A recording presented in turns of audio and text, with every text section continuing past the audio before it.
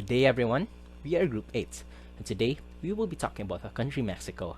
My name is John Cyril Mahinay, and together with me are my group mates, Michael Torion, Kevin Dicano, Vincent Jericho Lauron, and Gianpaolo Lausa. So to start off, Mexico is a country in the southern portion of North America.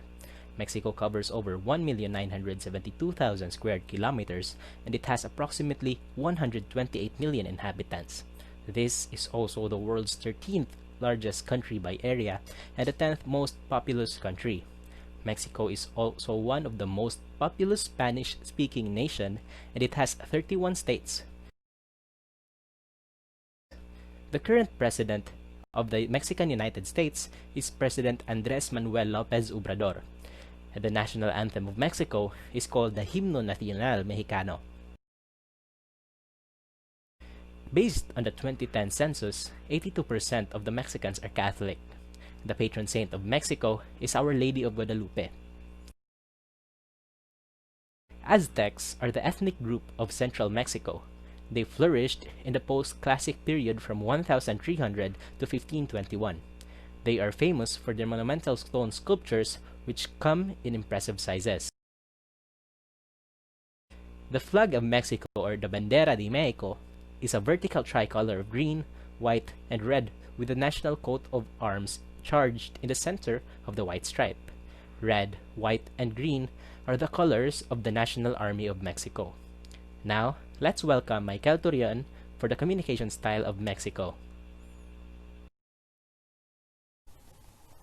Thank you, Mr. John Cyril Mahinay, for the brief introduction about Mexico.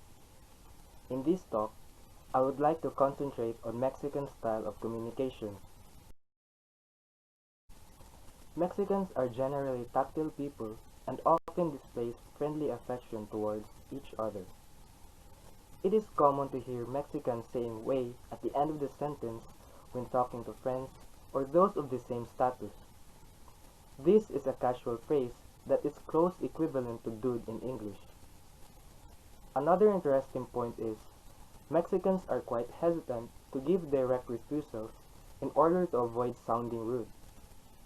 If you receive a final answer that is unsettled, such as maybe, let's wait and see, or let me think about it, it is a good indicator that they mean no. The paralanguage in Mexico is based on emotions, so the speed, tone, and facial expressions will vary the communicator's emotions.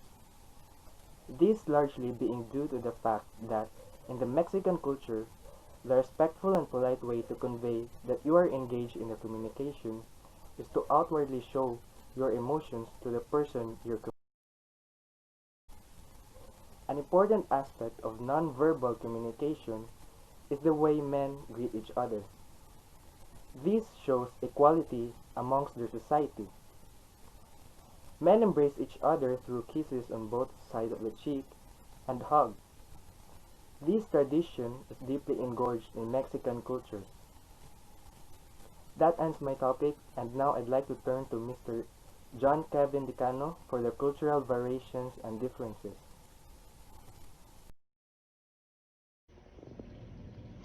Hello, my name is John Kevin Dicano, and I'm here to discuss about the social differences of Mexico. One of the status or roles of Mexicans depend on their socio-economic level. Mexicans who live in rural areas that are in the state of poverty or lower class level depends on day labor receiving less than minimum wage for survival. Most of them does agricultural businesses using mechanical machineries for farming to gain a huge portion of income. Like the people from rural areas, many city dwellers have incomes below the official poverty level, including a significant amount of government employees. Extensive squatter settlements, often lacking basic services, are a common element of all Mexican cities. On the other hand, the relatively affluent middle and upper class groups enjoy the amenities of urban life and control most of the social, political, and economic activity of the society.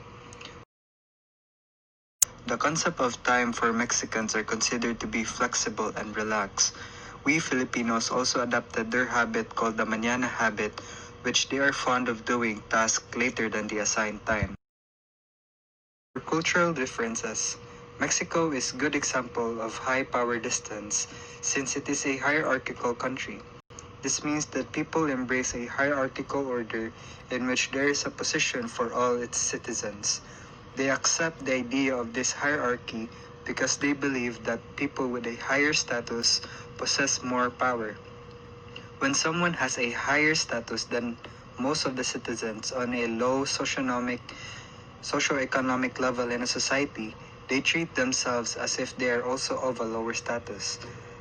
Now let's have Lausa to discuss about the pop cultural activities, practices, event, or traditions of Mexico.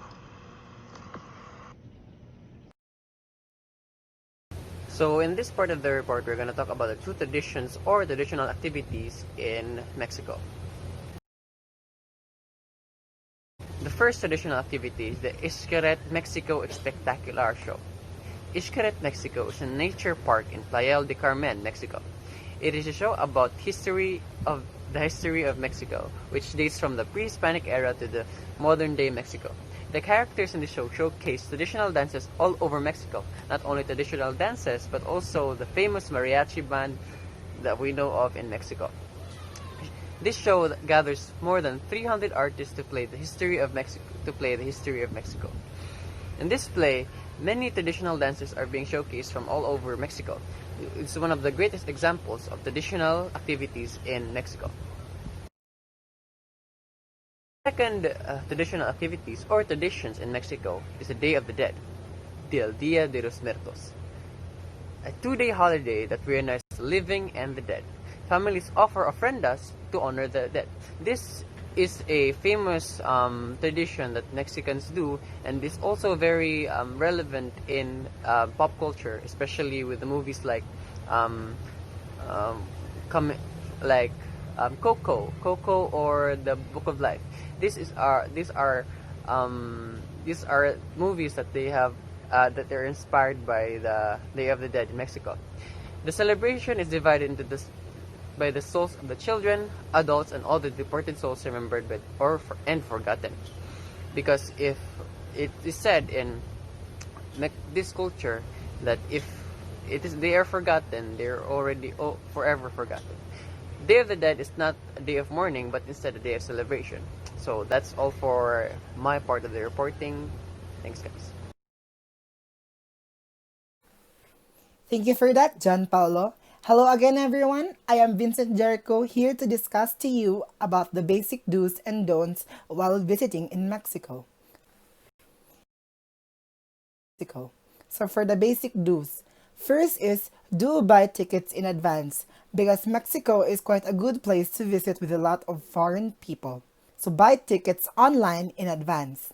Next is do carry a reusable shopping bag because Mexico already outlawed plastic bags.